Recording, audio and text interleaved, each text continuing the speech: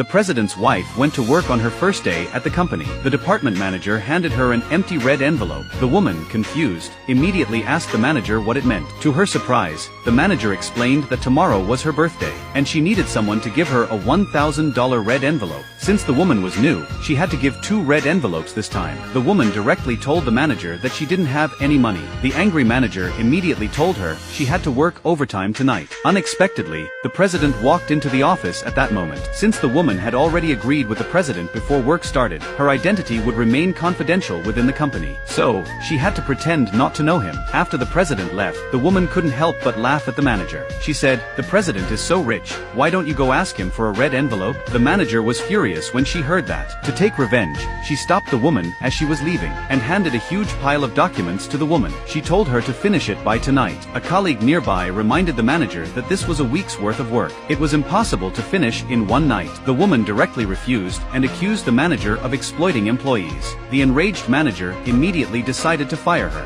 But when the woman pulled out her legal weapon, the manager got scared. The manager said, "You don't have to work overtime, but take your trash with you." Reluctantly, the woman had no choice but to do so. Unexpectedly, the manager went even further and intentionally threw a banana peel into the trash can. The woman, seeing this, held back her anger. She immediately poured the trash over the manager's head. The manager, furious, yelled at the woman in front of everyone. Just then, the president walked into the office. Seeing this, the manager shoved the woman aside and went to the president to complain. She claimed that she had arranged the work according to the president's instructions. But the woman refused to work overtime and even insulted her. The president, however, said that the company values efficiency, not overtime. The manager, hearing this, confidently said she would evaluate the woman's ability. She said that in order to pursue efficiency for the company, she required the woman to organize the documents and hand them in tomorrow. The woman, for the sake of the president's husband, straightforwardly said she could finish it. Thus, the woman worked overtime, staying up all night to organize the documents. But the manager deliberately took the documents away.